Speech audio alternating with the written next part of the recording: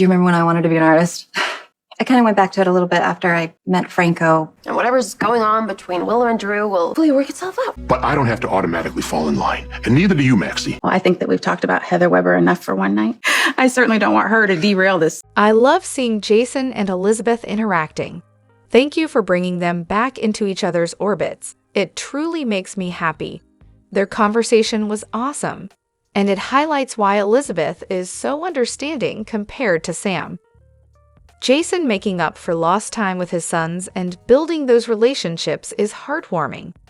Liz allowing Jake to form his own opinion about Jason is perfect. She's handled his return so well. The interactions between Jason and Liz are great because he can be himself with her. I'm thrilled to see Jason getting back involved with his kids and supporting Liz. As for Anna and Valentine, it's clear Anna has a soft spot for him. While Valentin claims to love her, it's evident he's also playing her. The breakfast scene shows how quickly he's onto her, especially regarding the Sky phone and the Pikeman business. This storyline between Anna and Valentin is dragging on too long, and it needs to end already.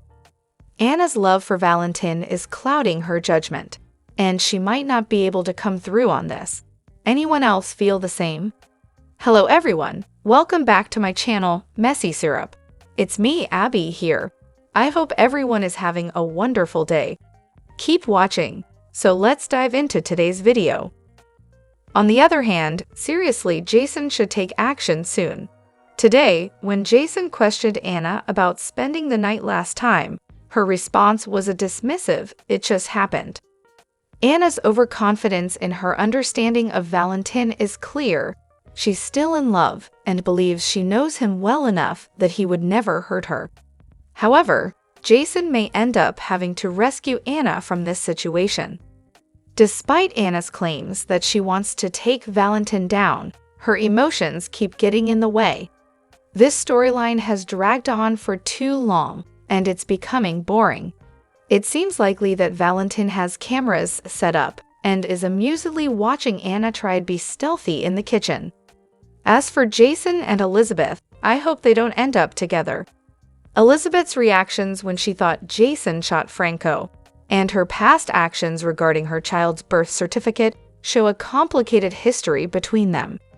Jason's relationships tend to involve complications once children are involved, except perhaps with Courtney, who is no longer around.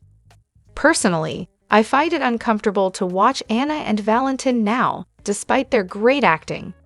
Anna's reluctance to see through Valentin's manipulation due to lingering feelings for him is frustrating. Hopefully, Matt can overcome his hurt and give Cody a chance to build a relationship as father and son. With Jonathan Jackson reprising his role as Lucky, it's possible he may become involved in the Pikeman storyline. His return could bring an interesting twist to the investigation. However, I enjoy seeing Liz and Jason co-parenting together. Liz understands the importance of fathers in her sons' lives, especially since Cameron's father is deceased and Lucky has been absent for many years.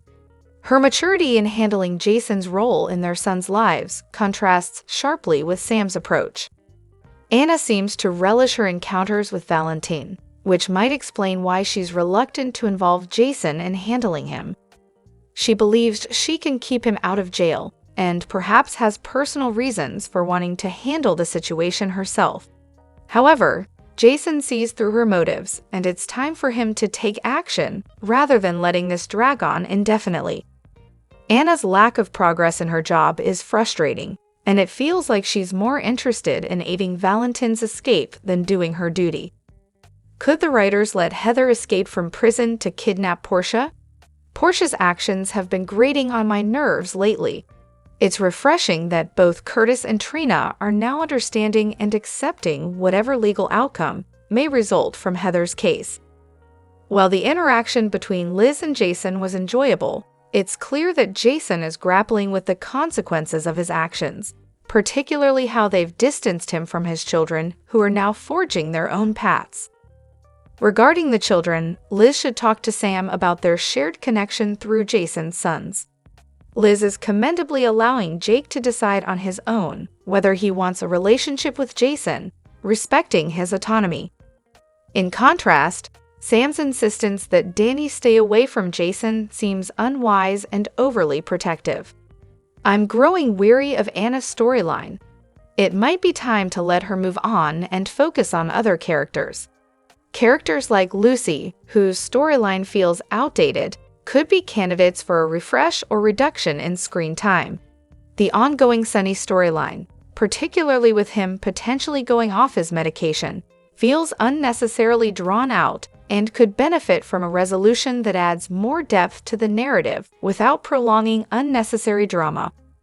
Additionally, the handling of this storyline is deeply flawed. They've positioned a blatant bigot and homophobe as the victim because Ava released the recording. If Natalie hadn't behaved so reprehensibly with a litany of excuses, Ava wouldn't have had anything to expose. The concept of canceling people for being closeted feels forced and out of touch. Using the term cancel to appear trendy is cringeworthy. It's unrealistic to portray a record company and widespread public abandonment of a girl who was coerced into coming out and has endured a lifetime of homophobic abuse from her parent. LGBT+ individuals generally empathize with the fear of coming out due to the real risks and ongoing discrimination, including within families. The suggestion that all LGBT+ people would turn against someone struggling with coming out is both nonsensical and insulting. The show's attempt to force Eva LaRue's character on viewers is falling flat. Natalia is portrayed as unlikable and obnoxious, not only for her homophobia towards her own daughter, but also for embodying a stereotypical fame-seeking, money-hungry persona akin to Kris Jenner. This portrayal has alienated audiences and failed to create sympathy for the character, despite the casting of such a prominent actress. The entire handling of the Natalia storyline, and by extension, Eva LaRue's character, has been a disappointment. While the show likely wanted to capitalize on LaRue's star power, they've given her a character that lacks likability and fails to garner sympathy. This misstep has exacerbated the flaws in the storyline.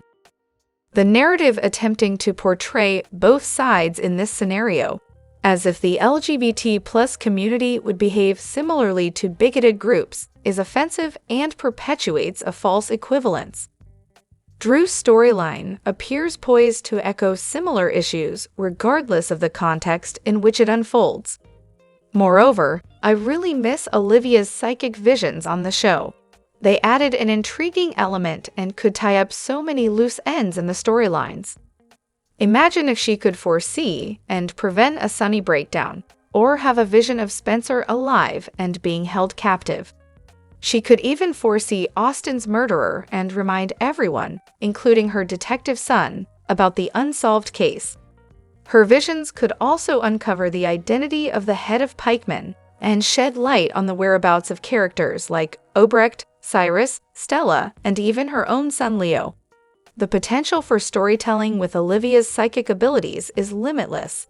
It would be great to see more of her visions back on the show. Regarding Austin's murder, it did take place in Pawtuck, so technically it's up to the Pawtuck PD to investigate, not the PCPD. On the other hand, the lack of justice for Trina in this storyline is troubling. Esm drugged her, framed her for a crime, and even inadvertently caused Spencer's death. Heather's stalking and the murder of Officer Cabrera have further traumatized her. Yet, instead of justice, Trina has endured a trial, been kicked out of college, and now seems to be sympathizing with her tormentors like Esmem, and possibly Heather due to amnesia and having a baby. It's baffling why other victims like Sasha, Dr. Obrecht, and Ava aren't part of this narrative. It feels like the show is isolating Trina and her family from the rest of Port Charles, especially with Laura gaining support from others, while portraying Portia as the antagonist for wanting Heather to stay in prison. The optics are terrible. The message seems to be that it's okay to harm Trina, erase her voice, deny her justice, and prioritize her perpetrators who now seem to receive more sympathy and grace, especially with Laura's backing. This treatment of Trina as an inconvenience or interruption to Laura's agenda is disheartening. It's also concerning that Trina and Portia haven't shared scenes for 5 months, especially given the recent developments with Heather. This neglect suggests that the show doesn't value this mother-daughter relationship, unlike other current duos who have had scenes together. Portia should connect with Diane, Sasha, Obrecht, and other victims' families. Collaborations like Diane and Obrecht teaming up could lead to compelling and necessary scenes. Overall, the storyline appears to be mishandling Trina's character, repeating the injustice she faced with Esmond, and perpetuating problematic racial dynamics. It's crucial for the show to address these issues sensitively and give Trina the justice and development she deserves. However, I've been seeing a lot of discussion about the kiss between Willow and Drew, and while many are outraged because he was like a father figure to her, this kind of storyline isn't new in soap operas. Let me give you some examples to illustrate what I mean. In other soap operas, like The Young and the Restless, Victor Newman kissed and eventually married Sharon, his own daughter-in-law, which caused quite a stir. Similarly, in All My Children, Cynthia, played by Joan Van Ark, was involved with multiple family members, including her grandson's father and ex-husband. These types of complex relationships often stir up controversy and attention among soap fans. While some may find them shocking, they've been a staple of soap opera drama for years. Personally, I didn't find the Michael and Willow pairing problematic. They made a great couple, and Michael has been supportive and loving towards Willow. It's unfortunate that this situation has unfolded the way it has, especially with the involvement of Portia and Curtis, or Sam and Dante. Michael seems to be the unwitting victim in all of this, as he's been unaware and supportive of Willow's need for space to explore her relationship with her birth mother, despite his concerns. Now, with the revelation of the kiss between Willow and Drew, Michael is facing heartbreak. Willow needs to decide if she will uphold her promise of no more secrets and confess to Michael about what happened, seeking his forgiveness in the process. This storyline has definitely added layers of drama and emotional turmoil, and it remains to be seen how it will play out for all involved. Additionally, there's been some discussion about the ages of Trina and her friends, particularly regarding whether they are over 21. In a recent episode, Trina ordered a surprise dinner from the Metro Court for Curtis and Portia, and when explaining the dinner, she mentioned the wine selection, adding, "They didn't sell it to me, it was a gift from the owners." This raised questions because if she were over 21, why would she need to clarify this? It's possible Trina clarified because the wine was a high-priced bottle that she wouldn't have wanted her father to know she spent her own money on. Given that Trina and Joss have been seen drinking at events like Brooklyn's bridal shower, many viewers assumed they were of legal drinking age, which made Trina's comment about the wine seem odd.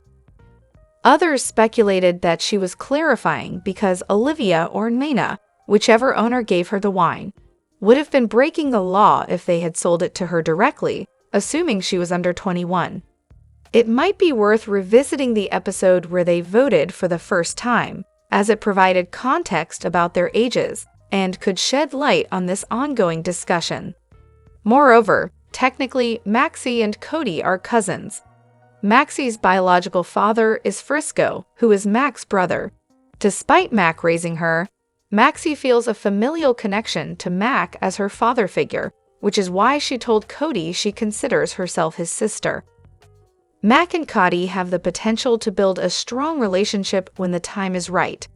It's clear that Cody has struggled with trust and feeling alone for years, but since coming to Port Charles, he's begun to let down his walls. Now, he's ready to open up and connect. Mac, however, needs to listen to Felicia and Maxie. They're urging him to put aside his pride and open his heart to Cody. They understand that it may take time for Mac to fully accept Cody as his son or to trust him completely, but they're asking him to take baby steps to open the door just a little bit at a time. Trina's character is admired for her qualities in today's episode. She's shown herself to be smart, brave, courageous, honest, and with a heart of gold. Trina's ability to see the best in people, including Spencer, brought out the best in him during the last few months of his life. She gave Spencer something to live for beyond his family, making her his soulmate in many ways. Drop your thoughts in the comment section below. Do you agree or disagree?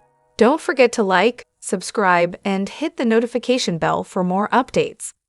Your opinions matter, and I will see you in the next video. Thank you.